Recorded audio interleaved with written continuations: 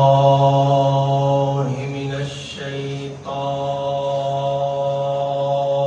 الرجيم. بسم الله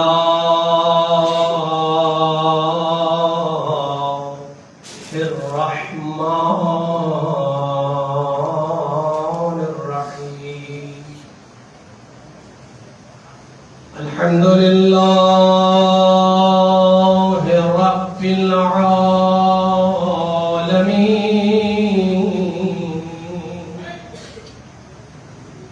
الحمد لله الذي لا يبلغ مدحته القائلون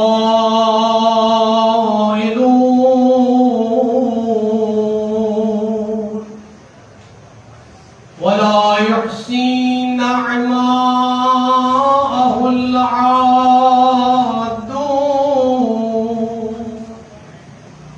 ولا يؤدي حقه المجتهدون.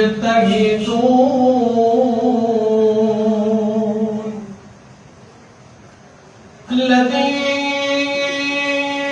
ليس لصفته حد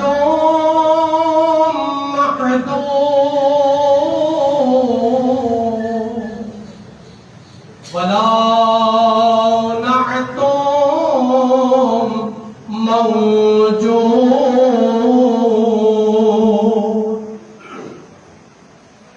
ولا وقت معدود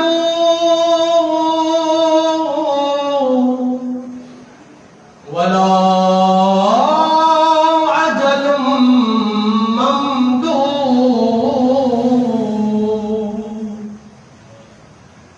فترى الخلائق بقدرته ونشر الرياح برحمته وبدد بصخور ميدان أرضه. والصلاة والسلام والتحية والإكرام على سيد أصل ما في الوجود، سر الله في كل موجود، نقطة دائرة الوجود، صاحب لواء الحمد في مقام المحمود، الخاتم لما سبق والفاتح لمن غلق، المعلن الحق بالحق أبي القاسم محمد. اللهم صل على محمد وآل محمد وآله الطيبين الطاهرين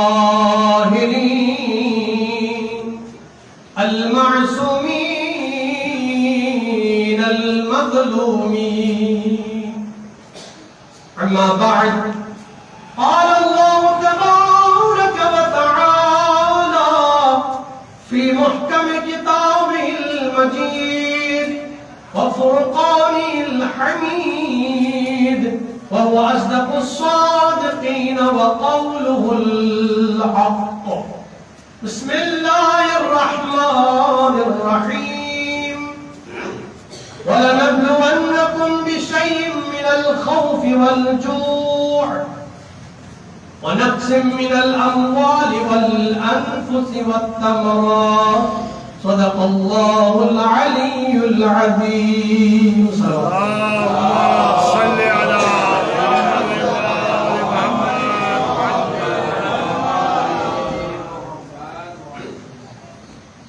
حضرت سید الشہداء دوزاران علی بن ابی طالب علیہ السلام، عاشقان امام زمان عجل اللہ تعالی فرجہ الشریف، خدا ہم اور آپ کو غم نہ دے سوائے غم حسین.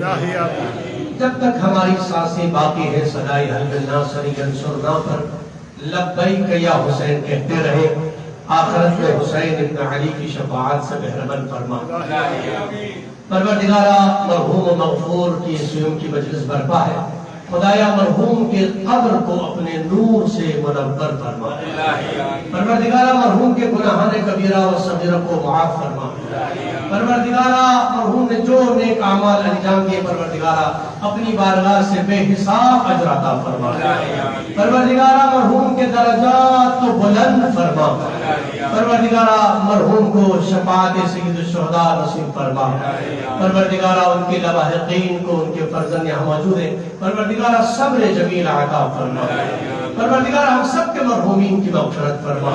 حجت دورہ منتقم کربلا امام زمان کے ظہور میں تعجیل فرما۔ ہم سب کو ان کے اعوان و انصار میں شمار فرما۔ مل کے خاندان عصمت پر بلند ترین صلوات۔ اللہم صلی علی محمد و آل محمد۔ حضرت محترم احسان ثواب کی مجلس سے، اور یقیناً ایک عزادار، ایک محب اہل بیت، اور بالاخص پاکستان کی عظیم خطیب بے بدل حضرت علامہ نسیم عباس دہلوی صاحب کے بھائی، یقیناً ایک ایسے گھرانے میں کہ جہاں پر محمد وال محمد کی مدحت بیان کرنے والے ہوں اور بہترین خطیب گزرے ہوں، ان کے بھائی ہونے کا شرف بھی حاصل ہے۔ یقیناً ہر عزادار جو اہل بیت سے محبت رکھے دنیا سے رخصت ہوتا ہے تو حدیث رسول مقبول ہے کہ من مات حب آل محمد مات شہیدا، کہ جو بھی محبت آل محمد دل میں رکھ کر اس دنیا سے رخصت ہوتا ہے تو پھر وہ شہادت کی موت سے سرفراز ہوتا ہے۔ یقیناً ان کے خانوادے نے بالخصوص ان کے فرزند یہاں شجاع بھائی تشریف فرمایا، حق ادا فرمایا۔ ان کی بیماری میں ایک فرزند اولاد یہی کر سکتی ہے کہ جب وقت آخر آتا ہے، خاص کر والدین جب بزرگ ہوتے ہیں، بیمار ہوتے ہیں، تو یہ سب سے اہم مرحلہ ہوتا ہے اولاد کی آزمائش کا، اولاد کا امتحان ہے۔ اس مقام پر آ کے کہ وہ والدین کی جنہوں نے بچپن میں کس حال میں، کس انداز میں اپنے آپ کو تکلیفوں میں ڈال کے اولاد کو پروان چڑھاتی ہے، اور ایک مقام وہ آتا ہے کہ جب یہی والدین حالت بزرگی میں پہنچتے ہیں اور اس کے بعد بیمار ہوتے ہیں تو پھر امتحان ہے اولاد کا۔ یہ والدین تھے کہ جو بغیر کسی احسان کے، بغیر کسی مطلب کے ہم اور آپ کو پروان چڑھا رہے تھے، لیکن جب والدین کا وقت آتا ہے تو پھر یہاں بڑا مشکل مرحلہ ہوتا ہے اولاد کے لیے۔ اور ہم دنیا میں معاشرے میں تو دیکھتے ہیں کہ اولاد، جس والد نے مشکلات کو برداشت کر کے 10 بیٹوں کو پروان چڑھایا، 10 بیٹوں کو پالا، اور جب وقت آخر آتا ہے کہ یہ 10 بیٹے مل کے ایک ماں باپ، والد اور والدہ کو پالنے میں مشکلات کا سامنا کرتے ہیں۔ یہ دنیا کا دستور بھی ہے، لیکن خدا جن کو توفیق دے، ہمارے برادر کو خدا نے توفیق دیا، ان کی خدمت کی وقت آخر میں، یہ بہت بڑا شرف اور سعادت ہے اور امتحان ہے کہ جس میں کامیابی ہے کہ بہتر انداز میں ان کی خدمت کی جائے۔ ہم جتنی خدمت کریں، جتنا ان کے ساتھ اچھا برتاؤ کریں، ان کا مقابلہ نہیں کر سکتے، ان کا بدل نہیں کر سکتے، ممکن ہی نہیں۔ اس لیے کہ ہم تو ان کا بدلہ کر رہے ہیں نا، انہوں نے ہمارے ساتھ یہ کیا ہے، اب اس کے بدلے میں ہم کر رہے ہیں، جبکہ وہ جب ہمارے ساتھ کر رہے تھے ہم نے تو کچھ بھی نہیں کیا۔ لہٰذا پروردگار کی بارگاہ میں دعا کرتے ہیں، پروردگارہ ہم سب کو جن کے والدین زندہ ہیں ان کی خدمت کرنے کی توفیق عطا فرمائے، اور جو والدین رخصت ہوئے ہیں یقین اس سے بہترین ایصال ثواب نہیں ہو سکتا جو مجلس حسین کی صورت میں آج یہ مجلس اس والد کے لیے ان کے فرزند نے برپا کی ہے۔ لیکن اس سے بہترین صلہ، بہترین ایصال ثواب مجلس عزا کی صورت میں یہی ہم نے کرنا ہے۔ اس دنیا میں ان کے لیے صدقات و خیرات کا اہتمام کرنا ہے۔ اب وہ جا چکے ہیں، ان کا عمل نامہ بند ہو چکا ہے، اب وہ خود کوئی عمل انجام نہیں دے سکتے، اب وہ خود کوئی نیکی نہیں کر سکتے ہیں، اب وہ انتظار میں ہوتے ہیں اپنے لواحقین کا، اپنی اولاد کا، کہ اب اولاد میرے لیے کیا کر رہی ہے۔ تو ہم اٹھتے بیٹھتے ان کے لیے اتنا تو کر سکتے ہیں کہ ڈیلی اگر ہم 2 مرتبہ 3 مرتبہ درود پڑھے محمد آل محمد پر اور اس کا ثواب ہدیہ کریں، صلی علی محمد، ان کا حق ہے۔ قرآن نے ہمیں کہا ہے، قرآن نے کہا ہے کہ ان کے لیے دعا مانگو کہ رب ارحمہما کما ربیانی صغیرا، ان کے لیے دعا کرنی ہے زندگی میں بھی اور آخرت میں، مرنے کے بعد بھی ان کے لیے دعا کرنا۔ کیا دعا ہے؟ رب ارحمہما کما کما ربیانی صغیرا، پروردگارا تو رحم فرما میرے والدین پر جس طرح بچپن میں انہوں نے مجھ پر رحم فرمایا۔ حضرت محترم قرآن مجید کی جس آیت مجیدہ کی تلاوت کا شرف حاصل کیا، اس آیت کی ذیل میں چند معروضات آپ کے سماعتوں کے نظر کر رہا ہوں۔ قرآن مجید میں ارشاد ہوتا ہے بسم اللہ الرحمن الرحیم وَلَنَبْلُوَنَّكُمْ بِشَيْءٍ مِّنَ الْخَوْفِ وَالْجُوعِ وَنَقْصٍ مِّنَ الْأَمْوَالِ وَالْأَنفُسِ وَالثَّمَرَاتِ وَبَشِّرِ الصَّابِرِينَ الَّذِينَ إِذَا أَصَابَتْهُمْ مُصِيبَةٌ قَالُوا إِنَّا لِلَّهِ وَإِنَّا إِلَيْهِ رَاجِعُونَ۔ ابتلاء مصیبت، امتحان میں مبتلا ہونے کے حوالے سے قرآن آواز دے رہا ہے کہ قرآن کہتا ہے کہ تمہیں ضرور بضرور آزمایا جائے گا۔ اے حضرت انسان، تمہیں اللہ آزمائش میں مبتلا کرے گا۔ یہ مبتلا کرنا آزمائش میں، یہ امتحان میں مبتلا کرنا در حقیقت نعمت خدا ہے۔ جس طرح حیات اور زندگی خدا کی نعمت ہے، اسی طرح موت بھی خدا کی نعمتوں میں سے نعمت ہے۔ لیکن یہ کیسی نعمت خدا ہے کہ اگر ہم گھر میں 2-3 مرتبہ موت کا تذکرہ کریں تو گھر والے ہمیں ٹوک دیتے ہیں، یہ کیا بری باتیں کر رہے ہو، بری باتیں۔ یعنی موت کی بات آتی ہے تو خدا نہ کرے، خدا نہ خواستہ۔ موت ایک اٹل حقیقت ہے، موت سے انکار کوئی نہیں کر سکتا ہے۔ پھر جب موت کا تذکرہ آتا ہے تو ہم یہ کیوں کہتے ہیں خدا نہ کرے کہ موت آ جائے؟ جبکہ میں نے کہا کہ نعمت خدا، عظیم نعمتوں میں سے ایک نعمت موت ہے، لیکن انسان اس موت کی نعمت کو ترک نہیں کرتا اور موت کو مصیبت اور مشکل سمجھتا ہے اور موت کا تذکرہ کرتے ہوئے گھبراتا ہے، اور موت کا تذکرہ کر بھی لیتا ہے تو دوسرے گھر والے کہتے ہیں کیا بار بار موت کی باتیں کر رہے ہو، یہ کیا بری باتیں کر رہے ہو، جبکہ نعمت خدا ہے موت، نعمت۔ رسول اکرم کی بارگاہ میں کچھ صحابہ کرام کسی شخص کا بڑا ان کے فضائل بیان کر رہے تھے، ان کی تعریف کر رہے تھے۔ رسول اکرم نے کہا یہ بتاؤ، یہ جس کی تم تعریف کر رہے ہو وہ اپنی زندگی میں موت کا تذکرہ کرتے تھے اپنی گفتگو میں؟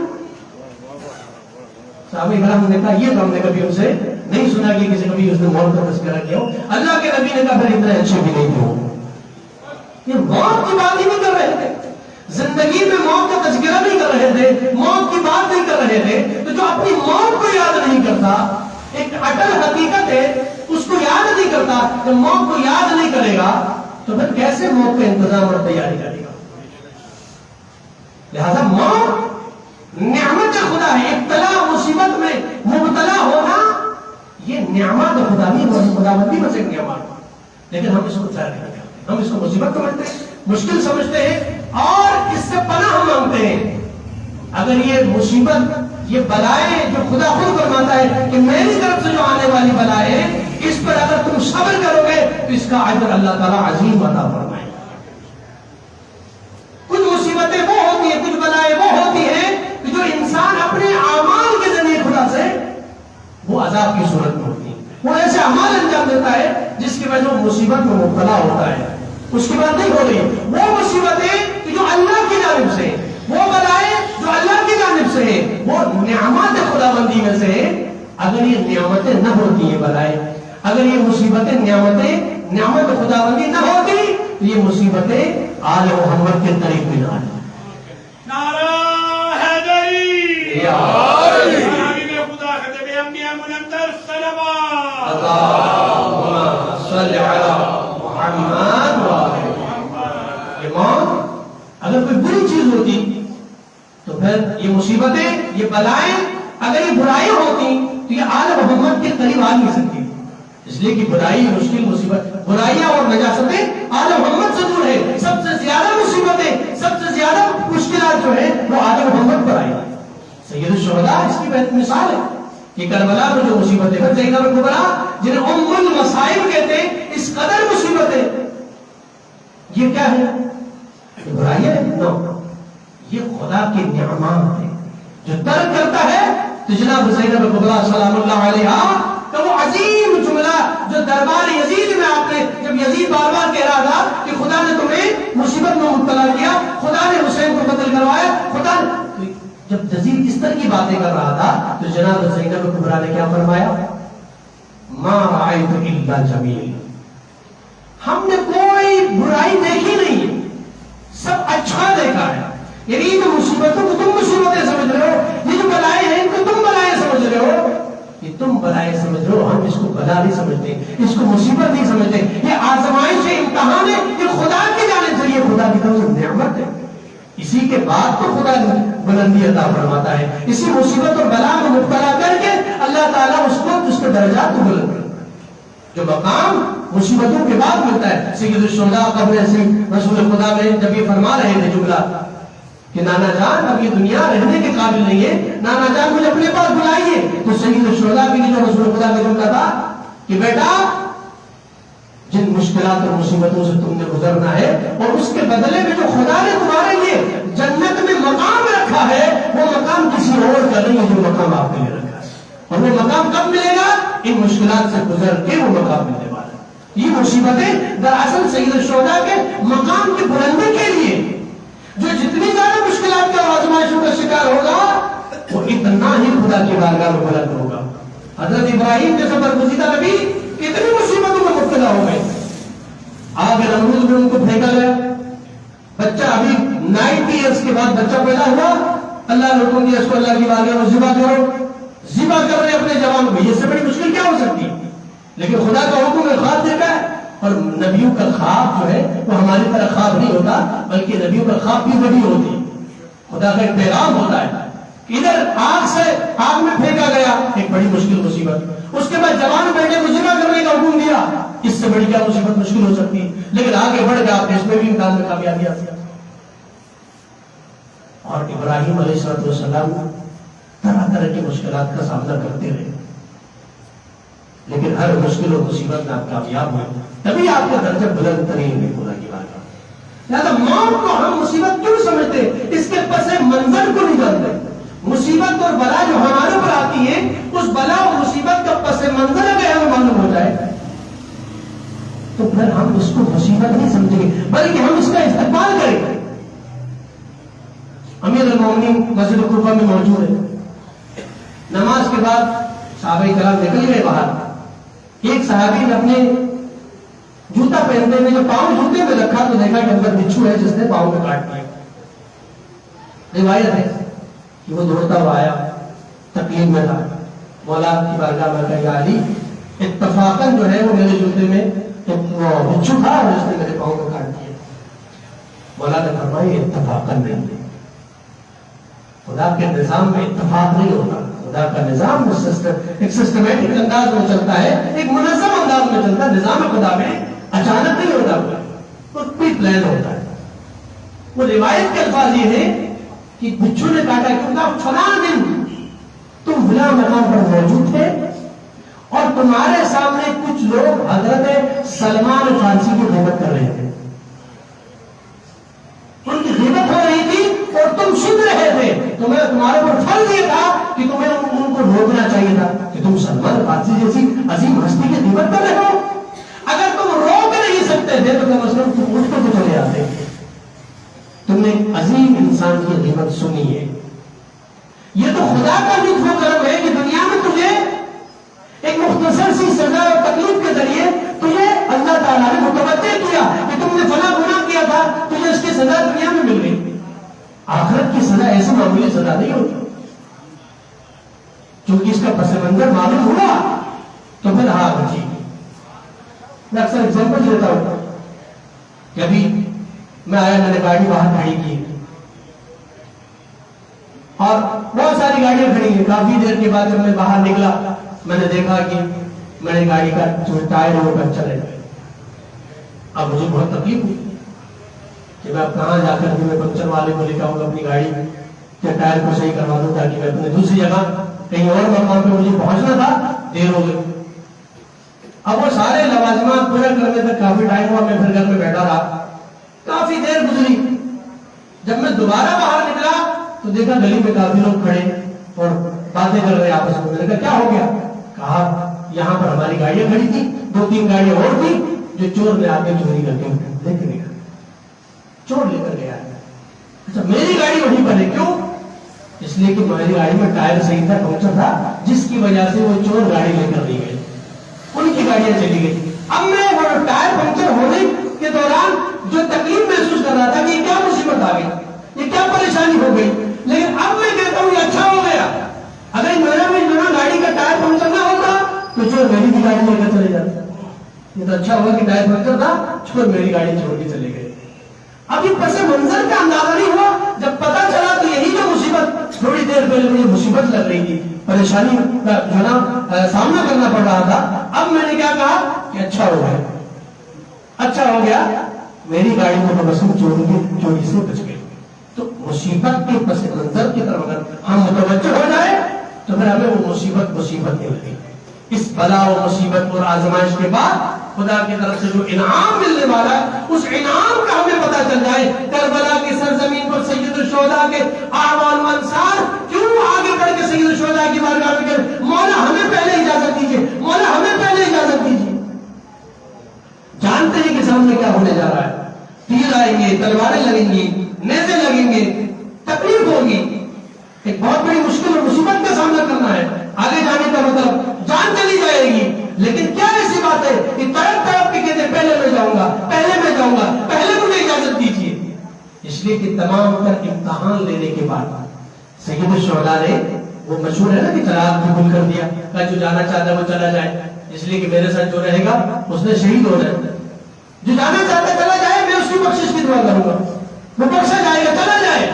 نہیں گئے. تمام تر امتحانات کے بعد پھر سید الشہداء نے اس مصیبت جو آنے والی ہے, موت ان کے سامنے ہے, اس کے پس منظر کو ان کے سامنے دکھایا.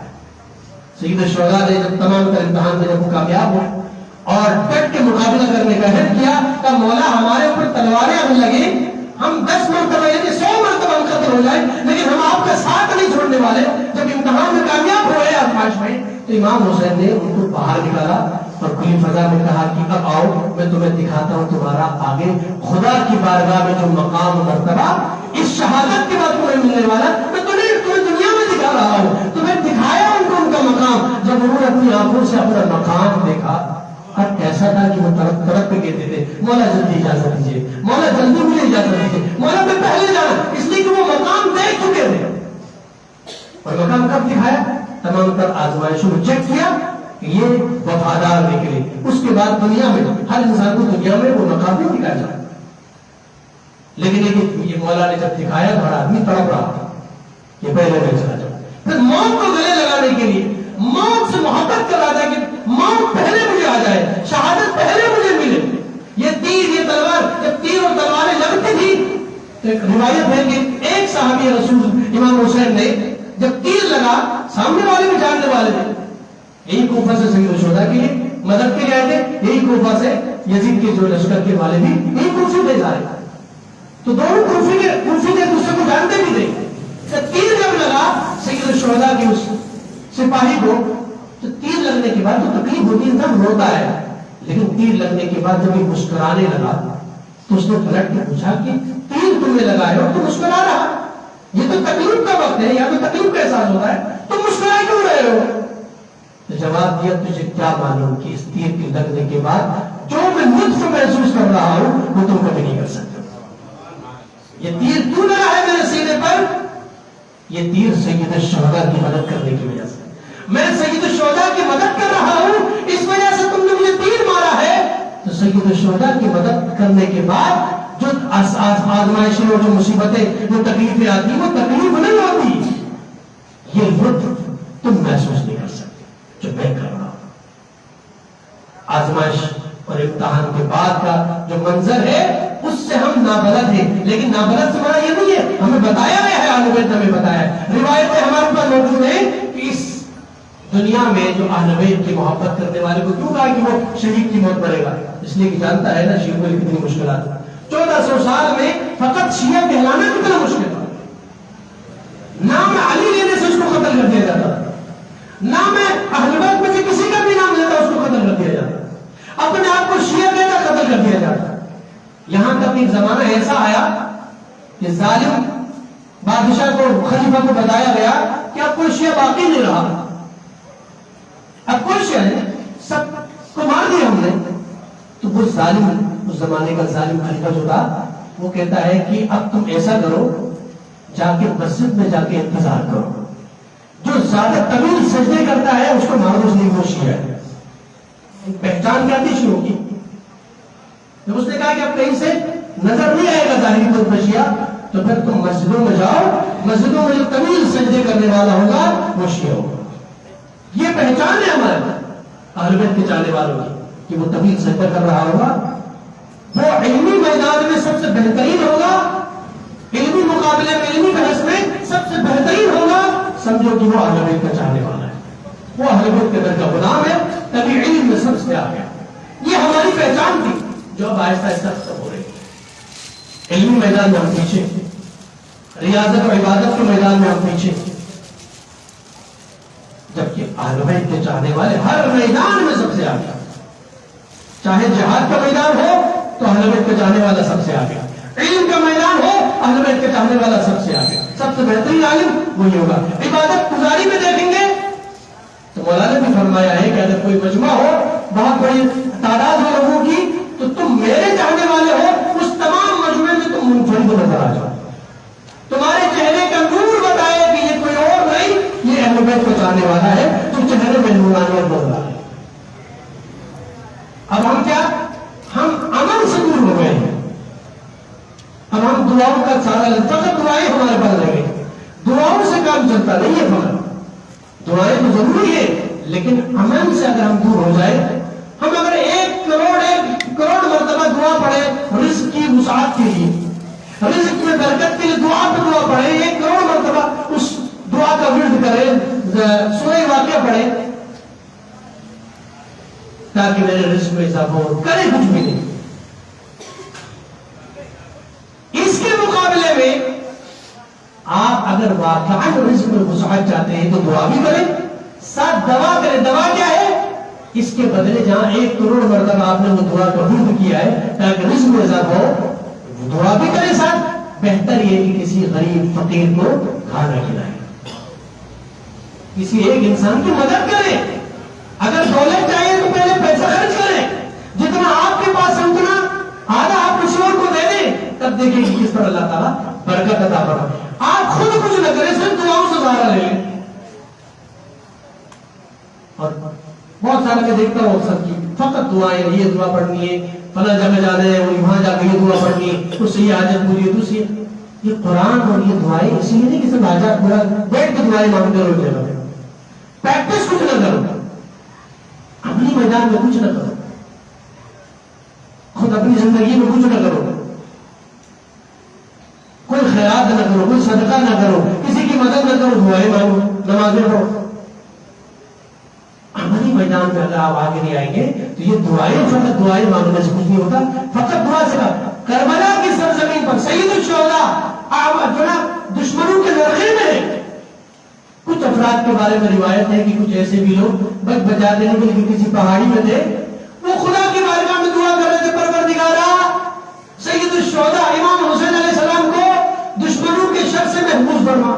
اچھی دعا ہے, اتنی اچھی دعا ہے, اور دعا بہت اچھی کر لیں ماشاءاللہ. پروردگارا امام حسین کو یزیدیوں سے محفوظ فرما. کسی نے ان سے کہا جناب یہ دعا کا وقت نہیں ہے, آ جاؤ میدان میں حسین کو بچانے کے لیے, میدان میں آؤ. آپ اگر واقعی چاہتے ہو کہ حسین بچے تو آؤ میدان میں حسین کے ساتھ مل کر یزیدیوں کا مقابلہ کرو. نہیں, یہ نہیں کرنا.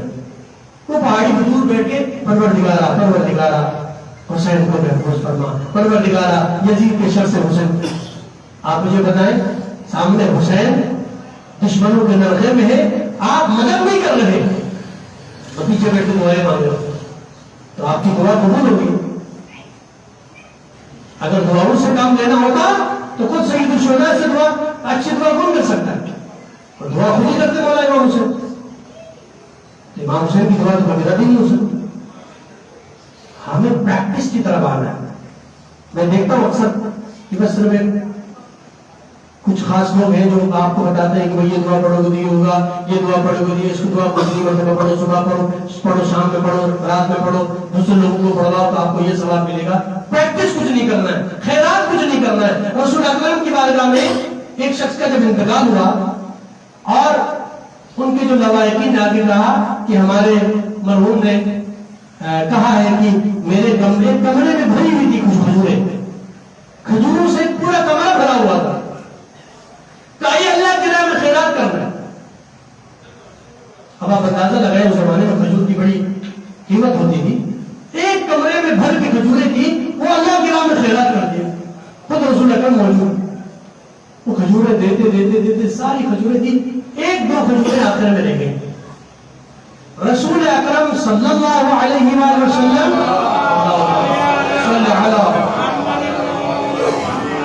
آپ نے کیا فرمایا اپنے صحابہ سے, کہا دیکھو وہ پورے کمرہ کھجوروں سے کئی من کھجوریں اس وقت ہم نے اللہ کی راہ میں خرچ کر دیا, خیرات کر دیا, بانٹ دیا ہے.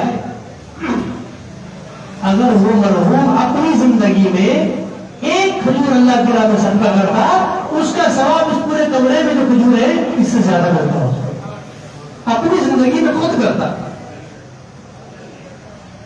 عمل کرے, پریکٹس کرے, لوگوں کی مدد کرے, غریب غربا کی مدد کرے. لوگ اپنے آپ کو پھانسی پہ چڑھا دیتے, لوگ اپنے آپ کو مار دیتے, اپنے بچوں کو مار دیتے, ہم کسی کی مدد نہیں کرتے. یہ بھی خدا کی نعمتوں میں سے, کرم نوازی میں سے سید الشہداء کا فرمان ہے. اگر کوئی آپ کے پاس, آپ کے در پر آ کے آپ سے مدد کی اپیل کرتا ہے تو یہ خوش قسمتی ہے آپ کی کہ اللہ نے تجھے چن لیا ہے. کہ کسی انسان کی مدد اللہ نے کرنی تھی, اسے اللہ سے مانگنا تھا, اللہ نے مدد کرنی تھی, اللہ نے اس کو تیرے پاس بھیج دیا ہے. اس سے بڑا شرف کیا ہو سکتا ہے کہ تو اس کی مدد کر, اللہ کا کام تو کر. یہ مجلس آزا سید الشہداء کا ذکر, ان کا غم جو ہم منا رہے ہیں, یہ اصل دراصل کام حسین کا غم منانا, حسین کا ذکر کرنا, یہ خدا کا کام ہے. فاذکرونی اذکرکم واشکرونی ولا تکفرون, یہ خدا کا کام ہے. اللہ نے فرمایا تم میرا ذکر کرو, میں تمہارا ذکر کروں گا. اب اللہ تو آگے زمین پہ حسین کا ذکر نہیں کریں گے. اللہ نے اپنا کام آپ کو سونپا ہے, آپ کو اس قابل سمجھا ہے کہ آپ حسین کا ذکر کریں جو مجھے کرنا تھا. اس کا صلہ میں عطا فرماؤ. بس گفتگو تمام ہو گئی, عملی زندگی کی طرف آنا ہے. عمل کرے, رزق میں وسعت چاہیے, خیرات کرے. یہ جو دسترخوان امام حسن آپ سجاتے ہیں, بے شک آپ مختصر کھانا کھلائیں. ایک گلاس پانی کسی کو پلانا سب سے بہترین صدقات میں سے بہترین صدقہ پانی پلانا ہے. اپنی استطاعت کے مطابق کسی کو پانی بھی پلا سکتے ہیں, کسی کی مدد تو کر سکتے ہیں, کسی کی مشکلات. آپ مشکلات کا شکار ہیں تو بہترین عمل یہ ہے مشکل سے نکلنے کے لیے, کسی مشکل میں پڑے انسان کی مشکل کو آپ آسان کریں. پھر خدا کی بارگاہ میں دعا کریں, پروردگارا تیرے حکم سے میں نے فلاں مشکل ذرا انسان کو, مشکل میں شکار انسان کو, ان کی مشکل کو میں نے آسان کیا ہے. پروردگارا اب تو میری مشکل کو آسان کر. میں خود کچھ نہ کروں اور پھر اللہ سے کہوں میری مشکل آسان. میں دوسروں کی مشکل آسان نہیں کروں, میں بندگان خدا کی مشکل آسان نہیں کر رہا ہوں, میں مطلب دعائیں مانگ رہا ہوں. بس گفتگو تمام. ہمیں عملی میدان میں آنا ہوگا, پریکٹس کرنی ہے. دعائیں بہت ضروری ہیں, دعا کے ساتھ دوا ضروری ہے. عمل کرے, لوگوں کی مدد کرے, خدمت کرے. پانی ملا دیا, آپ کہا کہ مرحوم کے لیے خصوص یہاں پر مرحوم کے فرزند موجود ہیں, ایک گلاس پانی کسی کو پلائے اور خدا کی بارگاہ میں دعا کرے, پروردگارا اس کا اجر میرے والد مرحوم کو کے ساتھ فرما. ایک درود پڑھے, ایک درود پڑھے اور پروردگار کے درود کا ثواب ہم آپ درک نہیں کر سکتے. ہم سمجھتے ہیں ایک درود پڑھنے سے کتنا ثواب ہوگا, ہم اندازہ نہیں لگا سکتے کہ ایک درود پڑھ کے خدا کی بارگاہ میں پروردگارا اس درود کا اجر و ثواب میرے مرحوم والد کو عطا فرما. آپ درک نہیں کر سکتے. جب یہ ثواب لے کے فرشتے اس مرحوم کی روح کے پاس پہنچتے ہیں جہاں اور بہت ساری روحیں ہوتی ہیں, جب یہ کشت میں لے کر کے فرشتہ اس نیکی کو, اس عمل کو جو آپ نے انجام دیا ہے سامنے اجر کی صورت میں لے کے جاتا ہے تو مرحوم دیکھ کے خوش ہوتا ہے. اور جب بار بار یہ کام آپ کرتے ہیں تو مرحوم وہاں سے, اگر یہ اولاد, اگر لاحقین میں کوئی جن سے مرحوم ناراض تھا, اگر آپ نے بار بار صدقہ تو خیرات کیا تو وہاں سے وہ مرحوم آپ کو معاف کر دے گا اور اللہ تعالیٰ کو معاف کر دے گا. کہے گا کہ دیکھو بار بار میرا خیال رکھ رہا ہے, بار بار میرے لیے دعا کر رہا ہے, بار بار میرے لیے احسان ثواب کر رہا ہے. میں ناراض تھا لیکن اب میں خدا کی بارگاہ میں دعا کرتا ہوں, پروردگارا میں بھی معاف کر رہا ہوں, تو بھی میرے بچے کو یا میرے لواحقین مسجدوں کی ناراض تھا اس کو معاف کرنا. تو وہاں سے دعا ملتی, وہ خوش ہوتا ہے وہاں پر کہ آپ نے یہاں سے صدقات اٹھایا. بس سید الشہداء امام عالی مقام کربلا کی سرزمین پر اس انسان کی ہدایت کرنا چاہتے ہیں. اس انسان کو اس دلدل سے نکالنا چاہتے ہیں، وہ جو جہنم کے راستے میں گامزن ہو چکا ہے۔ یزید نے اس انسان کو جہنم کے راستے میں ڈال دیا ہے، اور سید الشہداء آخری دم تک کوشش کر رہے ہیں۔ ہم میں اور سید الشہداء میں فرق یہی ہے، وہ ہادی برحق ہے، وہ اس تمام انسانوں کے امام ہے، کوئی مانے یا نہ مانے، اللہ کو کوئی مانے نہ مانے، وہ تمام مخلوقات کا خالق ہے۔ اسی طرح امام بھی تمام انسانوں کا بلکہ تمام مخلوقات کا امام ہوتا ہے، کوئی مانے یا نہ مانے۔ لہذا امام کیا چاہتے ہیں؟ یہ مجھے قتل کرنے آئے، لیکن امام کی خواہش اور تمنا کیا ہے؟ یہ سب جنت میں چلے جائیں۔ میں اور آپ کہیں گے دشمن نے میرا جہنم میں چلا جائے، یہ مصیبت میں مبتلا ہو جائے، لیکن امام کیا کہتا ہے؟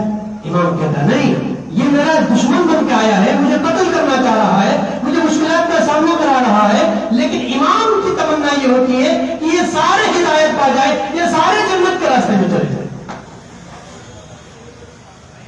یہ ہے امام۔ آخری دم تک پانی بند ہے، مشکلات کا سامنا ہے، لیکن روز عاشور بھی آپ خطبات پر خطبہ دے رہے ہیں اور آپ کہہ رہے ہیں کہ لوگوں تم اپنے آپ کو جہنم کا حقدار بنا رہے ہو، اب بھی وقت ہے، توبہ کرو۔ کتنی عظیم ہستی ہے یہ، جس نے اتنا کچھ کیا ہے، حر کہ جس نے پانی بند کروانے والا حر، کربلا تک پہنچانے والا حر، یہ اب تک تو عاشور تک جو بھی مشکلات کا سامنا کرنا پڑا اس کا ذمہ دار حر، اور حسین چاہتا ہے کہ حر لعنت اللہ سے علیہ السلام بن جائے۔ اور وہ شب آخر جو مہلت کی شب ہے، شاید حسین انتظار کر رہے تھے۔ حسین نے اس حر کے دل میں عظمت فاطمہ زہرا کو درک کیا تھا۔ جناب سیدہ سے محبت کا شرف اور صلہ کیا ہے؟ ہدایت کی صورت میں ملتا ہے۔ فاطمہ زہرا کی محبت، فاطمہ زہرا کا احترام کبھی انسان کو گمراہ ہونے نہیں دیتا۔ یہ سید الشہداء ہے کہ حر نے جب روکا، لگام فرض کو جب پکڑ کے حر کہتا ہے کہ میں کربلا کی طرف لینے جاؤں اور کہیں جانے نہیں دوں گا، تو سید الشہداء نے جو جملہ کہا ہے وہ اصل میں اس کے اندر وہ جو احترام سیدہ تھا وہ نکالنا چاہتے تھے، وہ دیکھنا چاہتے تھے۔ کہا کہ تیری ماں تیرے غم میں روئی۔ امام حسین نے جب یہ جملہ کہا تیری ماں تیرے غم میں روئے، پلٹ کے حر نے کہا اے حسین، اگر عرب کا کوئی اور انسان یہ جملہ مجھے کہتا تو میں اس سے بڑھ کے اس کو جواب دیتا، لیکن میں کیا کروں؟ تو فاطمہ زہرا کا بیٹا، تیری ماں فاطمہ زہرا ہے، میں کیسے مقابلے میں جواب دے سکتا ہوں؟ تو نے میری ماں کے لیے کہا کہ میری ماں روئے، لیکن تیری ماں فاطمہ زہرا ہے، میں بھی جملہ نہیں کہہ سکتا۔ حسین نے دیکھ لیا تھا ان کے دل میں زہرا کی عزت و احترام موجود، لہذا جانتے ہیں کہ جس کے دل میں احترام زہرا موجود ہو وہ کبھی نہ کبھی ہدایت پا جائے گا۔ کوئی انتظار تھا اس شب آخر کا کہ کسی طرح حر نجات پائے گا، اور ایسا ہی ہوا کہ شب عاشور گزر گئی۔ روز عاشور اس احترام زہرا نے حر کو نجات عطا فرمائی، اس ظالم یزید کے نرغے سے نکلا اور اپنے آپ کو ہمیشہ کے لیے حر بنا دیا، ہمیشہ کے لیے آزاد ہو گئے، اور ایسے آزاد کہ جس طرح اللہ نے انسان کو آزاد کر دیا۔ بس صدا دارو، کربلا کی سرزمین پر سید الشہداء ایک وقت وہ آتا ہے جب میرے مولا تن و تنہا کربلا کی سرزمین پر نظر شمالا و جنوبا، میرے مولا نے دائیں جانب دیکھا، بائیں جانب دیکھا، کہیں اکبر کا لاشا نظر آیا تو کہیں قاسم کے لاش کے ٹکڑے نظر آئے۔ لاشوں کی جانب مخاطب میرے مولا فرماتے او میرے شیرو،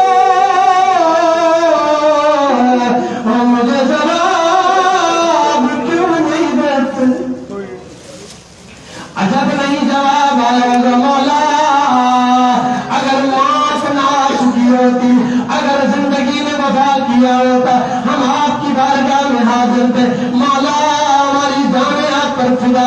ایک مرتبہ سید الشہداء فرماتے او میرے شیرو صبح سے جو بھی گیا مجھ حسین نے اسے سوار کرایا. اب حسین کو سوار کرنے والا سوار کرانے والا کوئی نہیں ہے. اتنے میں ایک مرتبہ پردہ ہٹا زینب کبریٰ کی آواز آئی او میرے مظلوم بھائی ابھی بہن زندہ ہے. آگے بڑھ کے سید الشہداء کو سوار کرایا. کربلا میں دو مقام آتے سے ایک مقام جب علی اکبر کربلا میں مقتل کی جانب روانہ ہوئے تھے حسین پیچھے پیچھے آ رہے تھے. دوسرا مقام جب حسین مقتل کی جانب چلے روایت کے الفاظ زینب کبریٰ حسین کے پیچھے پیچھے آ رہی تھی. آواز دیتی جاتی تھی محلن محلہ